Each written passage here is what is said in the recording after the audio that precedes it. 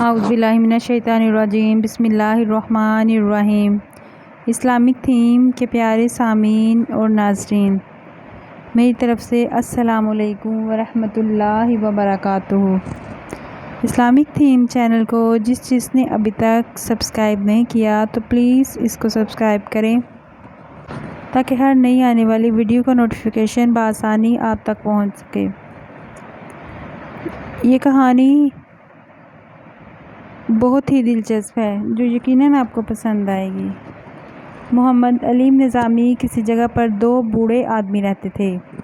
یہ بیچارے دونوں ایک جھونپڑی میں اس لیے رہتے تھے کہ بہت غریب تھے۔ ان کی بیگمات بچے ان سے دور شہر میں رہتے تھے۔ روز روز کی لڑائی جھگڑے سے تنگ آ کر ان دونوں بوڑھے آدمیوں نے اکٹھے رہنے کا فیصلہ کیا۔ یہ دونوں اس لیے گھر سے جھونپڑی میں منتقل ہو گئے تھے تاکہ ان کا بڑھاپا تو آرام و سکون سے گزرے۔ انہیں عمر کے آخری حصے میں کچھ تو اطمینان نصیب ہو۔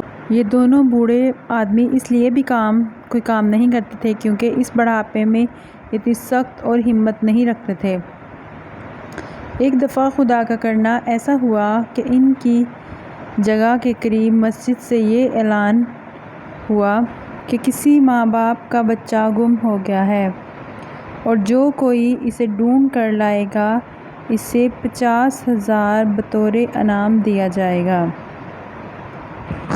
جب ان دونوں بوڑھے آدمیوں کے کانوں تک یہ اعلان پہنچا تو ان میں سے ایک نے بچہ ڈھونڈنے سے انکار کر دیا، جبکہ دوسرے بوڑھے نے سوچا اگر وہ بچہ ڈھونڈنے کی کوشش کرے گا تو اس کے وارے نیارے ہو جائیں گے اور اسے اتنا بڑا انعام ملے گا، وہ اپنی باقی ساری زندگی سکھ چین سے گزار سکے گا۔ چنانچہ اگلے روز بوڑھا آدمی خود ہی بچہ ڈھونڈنے میں شہر جانے کی جدوجہد کرنے لگا اور بچے کو جھونپڑی سے لے کر شہر تک ہر جگہ تلاش کرنے لگا۔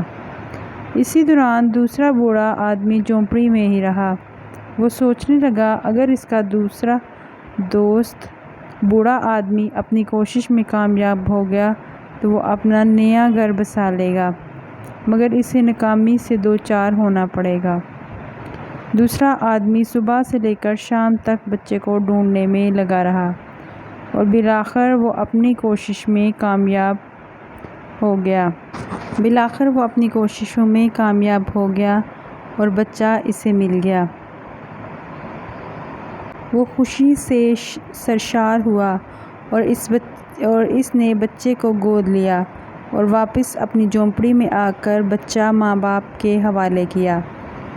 بچے کے ماں باپ نے وعدے کے مطابق 50,000 روپے کا چیک بوڑھے کو دیا۔ بوڑھے آدمی نے 50,000 روپے پا کر اتنی خوشی کا اظہار کیا کہ جس کا کوئی حساب نہیں تھا۔ بوڑھا 50,000 روپے پا کر واپس جھونپڑی میں گیا جہاں اس نے دیکھا کہ بوڑھا آدمی لیٹا ہوا تھا۔ وہ غالباً اسے کوئی قتل کر کے چلا گیا۔ جس آدمی نے انعام جیتا تھا وہ جھونپڑی سے نکل کر شہر کی طرف چلا گیا اور اس نے وہاں ایک گھر خریدا اور خوشی سے رہنے لگا۔